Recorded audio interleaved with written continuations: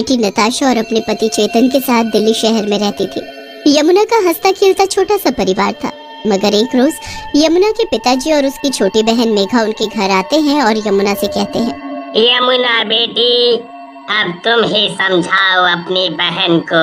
मैंने कितनी मुश्किल से इसके लिए लड़का देखा है और ये है कि उससे शादी करने के लिए मना कर रही है। दीदी, मुझे नहीं करनी उस काले लड़के के साथ शादी। मैं तो जीजा जी जैसे सुंदर लड़के से ही शादी करूंगी। देखो देखो देखो तो जरा, इसे सुंदर लड़के से शादी करनी है। अरे घर का काम धाम कुछ आता नहीं है, एक नंबर की काम चोर है। और मेरी यमुना बेटी तो सभी काम में सर्वगुण संपन्न है। दूसरी ओर ये मेघा, यमुना बेटी, मैं कुछ दिनों के लिए मेघा को तेरे पास छोड़कर जा रहा हूँ। इसे घर के काम धाम तौर तरीके सिखा देना। ऐसा बोलकर पिताजी वहाँ से चले जाते हैं। मेघा मन ही मन बोलती है, यमुना दीदी की शादी इतने सुंदर लड़के से करा दी और मेरी शादी काले लड़के से करना चाहते हैं। ऐसा मैं कभी नहीं होने दूंगी। मुझे तो शुरू से ही जीजा जी पसंद थे, पर शादी इस यमुना की हो गई। जब भी मुझे कोई चीज पसंद आती है तो वो इस यमुना को मिल जाती है, पर अब मैं अपने साथ ऐसा नहीं होने दूंगी। जो चीज मुझे पसंद है उसे मैं हासिल करके ही रहूंगी। फिर अगले ही दिन यमुना मेघा से कहती है, मेघा, आज किचन का सारा काम तुझे ही करना है, इसलिए जल्दी से नहा धोकर किचन में आ जाना। तभी वहाँ चेतन आता है। मेघा चेतन को देखकर बोलती है, अरे वाह जीजा जी, आप तो इस सूट बूट में एकदम हीरो लग रहे हो। आज तो अपने स्मार्ट जीजा जी को अपने हाथों का बना हुआ नाश्ता कराऊंगी। मौसी, मेरे लिए एक बढ़िया सा सैंडविच बनाना। हाँ हाँ, क्यों नहीं मेरी चीनी मलाई। ऐसा बोलकर मेघा किचन में जाती है और यमुना का बनाया हुआ नाश्ता ले जाकर चेतन और नताशा को खिलाती है। फिर इसी तरह कुछ दिन बीत जाते हैं, पर मेघा घर का कोई काम नहीं करती। एक दिन मेघा के फोन पर उसके पिताजी का फोन आता है। मेघा, मैं 2 दिन बाद तुझे लेने आ रहा हूँ। मैंने कालू राम से तेरा रिश्ता तय कर दिया है और कुछ दिनों में उससे तेरी शादी है, इसीलिए अपना बैग पैक करके तैयार रहना। मेघा को पिताजी की बात से बहुत गुस्सा आता है। कुछ भी हो जाए, मैं उस कालू राम से शादी नहीं करूंगी। अब तो इस दीदी का भी कुछ करना ही होगा। जब देखो मेरे पीछे पड़ी रहती है, कभी खाना बना, कभी पोछा लगा। अगले दिन मेघा यमुना को सीढ़ी से धक्का दे देती है। सीढ़ी से गिरते यमुना की मौत हो जाती है। यमुना की मौत के कुछ दिनों बाद ही मेघा अपने पिताजी को अपनी बातों में बहला फुसला कर चेतन से अपनी शादी करने के लिए मना लेती है और फिर कुछ ही दिनों में चेतन और मेघा की शादी हो जाती है। शादी के कुछ दिनों तक तो सब ठीक चलता है, पर कुछ दिनों के बाद मेघा को घर के काम करना अच्छा नहीं लगता। उसे तो बस फोन में गेम खेलना और अपनी सहेलियों से गप्पे मारना पसंद था। एक दिन नताशा मेघा से बोलती है, मौसी, ठंड का मौसम शुरू हो गया है। मुझे ठंड में पहनने वाले अच्छे से स्वेटर और जैकेट चाहिए और मस्त से शूज भी। नताशा, कितनी बार कहा है कि अब मैं तेरी मौसी नहीं, माँ हूँ माँ, पर तू है कि समझती नहीं। एक तो मैं पहले ही इस गर्मी के मौसम से दुखी थी और अब ये ठंड का मौसम। हाय रे, सुबह सुबह ठंड में उठो, खाना बनाओ, घर का काम करो। मेघा की बात सुनकर नताशा को हंसी आ जाती है और वो जोर जोर से हंसने लगती है। नताशा की बच्ची, तू क्या खड़े खड़े दांत दिखा रही है? अब से तू भी घर के काम में मेरा हाथ बटाएगी। फिर क्या था, जैसे ही चेतन ऑफिस के लिए घर से निकलता, मेघा नताशा से घर के काम कराया करती। एक दिन जब चेतन ऑफिस से घर आता है तो वो मेघा से कहता है, मेघा, आज तो बाहर बहुत ज्यादा ठंड है। एक काम करो, तुम जल्दी से मेरे लिए पहले एक कप गर्मा गर्म कॉफी बना दो। मेघा नताशा के पास जाती है और उससे कहती है, नताशा, किचन में जाकर एक कप बढ़िया सी कॉफी बनाना और जब कॉफी बन जाए तो मुझे बुला लेना।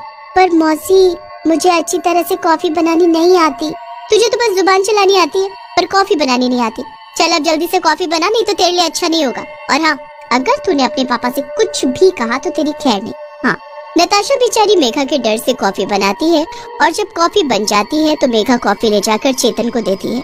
चेतन जैसे ही कॉफी पीता है तो बोलता है, अरे वाह मेघा, तुमने तो बिल्कुल यमुना के जैसी ही कॉफी बनाई है। सच में मजा आ गया कॉफी पीकर। अजी, मैं कह रही थी कि शादी के बाद से हम लोग कहीं घूमने नहीं गए। क्यों ना इस ठंड के मौसम में कहीं बाहर घूमने जाए।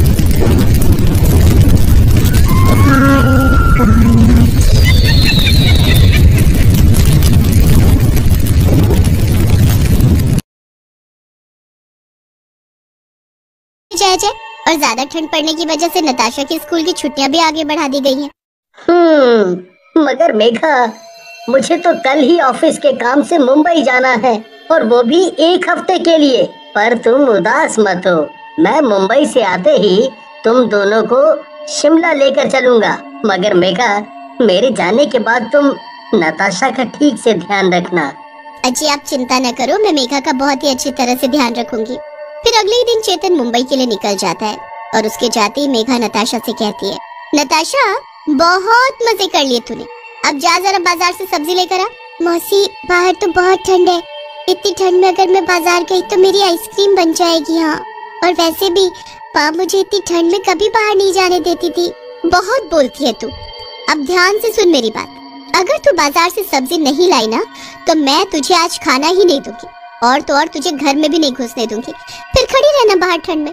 नहीं नहीं मौसी, ऐसा मत करना, मैं अभी बाजार से सब्जी लाती हूँ। अगले दिन मेघा नताशा को सुबह सुबह उठाती है। देखो तो इस लड़की को, अभी तक सोई पड़ी है। अरे नताशा जल्दी उठ और किचन में जाकर मेरे लिए बढ़िया सा नाश्ता बना कर ला, और नाश्ते के बाद घर का झाड़ू पोछा भी अच्छे से कर देना। तेरी माँ यमुना भी हर वक्त मेरे पीछे ऐसे ही पड़ी रहती थी।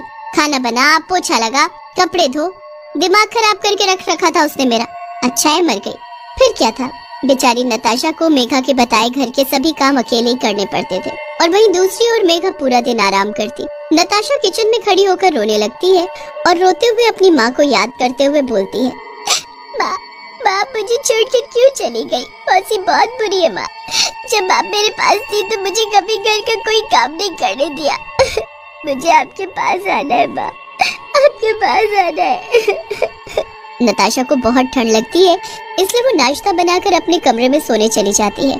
कुछ देर बाद मेघा अपने कमरे से बाहर आती है और देखती है कि नताशा ने घर का कोई काम नहीं किया है, तो वो गुस्से से नताशा के पास जाती है और उसे बिस्तर से उठाकर बोलती है, घर का सारा काम पड़ा है और कल चेतन भी मुंबई से घर वापस आने वाले हैं और तू एक ही बिस्तर में लेटी पड़ी है। फिर मेघा नताशा का हाथ पकड़कर उसे घर से बाहर निकाल देती है। अब खड़ी रह इस कड़कती ठंड में। मरने के बाद यमुना एक चुड़ैल बन गई थी। यमुना चुड़ैल के रूप में दूर खड़ी होकर अपनी बेटी को रोते हुए देख रही होती है। हे भगवान, मेरी फूल सी बच्ची को मेरी ही बहन ने इतनी ठंड में घर के बाहर खड़ा कर दिया है और मैं यहाँ दूर खड़ी होकर उसे रोता हुआ देख रही हूँ। हे भगवान, मैंने कभी किसी का बुरा नहीं किया, फिर मुझे और मेरी बच्ची को ये कैसी सजा मिल रही है? ऐसा बोलकर चुड़ैल अपनी बेटी के पास जाती है। नताशा चुड़ैल को देखकर बहुत डर जाती है। चुड़ैल, हे भगवान मुझे बचा लो, प्लीज मुझे इस चुड़ैल से बचा लो। मेरी बच्ची तुम डरो नहीं, मैं हूँ तुम्हारी माँ। मरने के बाद मैं एक चुड़ैल बन गई और तुम पर यूं अत्याचार देखकर मुझसे रहा नहीं गया, इसलिए मैं तुम्हारे पास आ गई। माँ, मौसी बहुत बुरी है, वो हमेशा मुझे डांटती रहती है और घर के सारे काम भी मुझसे ही कराती है और मुझे पापा से कुछ भी बताने नहीं देती है। मैं सब जानती हूँ मेरी बच्ची, आज जो मेरी हालत है उसकी जिम्मेदार भी मेघा ही है। उसी ने मुझे सीढ़ी से धक्का देकर मार डाला। तभी वहाँ चेतन आ जाता है और नताशा को ठंड में घर के बाहर खड़े होकर रोता देखकर बोलता है, मेरी बेटी, ये तुमने क्या हालत बना रखी है अपनी? नताशा बहुत डरी हुई होती है और मेघा के डर से वो चेतन को कुछ भी नहीं बताती। तभी चुड़ैल नताशा से कहती है, बेटी ये डरने का वक्त नहीं है। अगर आज तुमने अपने पापा को सच्चाई नहीं बताई तो तुम हमेशा डरपोक बनकर रह जाओगी। तुम निडर होकर सब सच्चाई अपने पापा को बताओ, मैं तुम्हारे साथ हूँ। माँ की बात से नताशा को हिम्मत मिलती है और वो सारी बात अपने पापा को बताती है। फिर चेतन गुस्से में मेघा के पास जाता है। अजी आप तो कल आने वाले थे ना? अगर मैं कल आता तो तुम्हारी सच्चाई मेरे सामने कैसे आती? मुझे नताशा ने सब बता दिया है। तुमने एक बच्ची को उसकी माँ से दूर कर दिया और मैं कुछ समझ ही ना सका। तुमने मेरी यमुना को मार डाला ताकि तुम मुझसे शादी कर सको। अच्छा, ये सब आप क्या बोल रहे हैं? तभी यमुना चुड़ैल के रूप में सबके सामने आ जाती है। मेघा, तुमने मेरी बच्ची को कष्ट देकर सही नहीं किया, तुम्हें तो मैं जान से मार डालूंगी। मुझे माफ कर दो दीदी, मुझसे बहुत बड़ी गलती हो गई। अब से मैं नताशा का अच्छे से ध्यान रखूंगी। फिर क्या था, चेतन तुरंत मेघा को पुलिस के हवाले कर देता है। मेघा को सजा होते ही चुड़ैल भी वहाँ से चली जाती है। अब चेतन अकेले ही अपनी बेटी नताशा का बहुत अच्छे से ध्यान रखता था। उसे माँ और बाप दोनों का प्यार देता था। मेघा के चले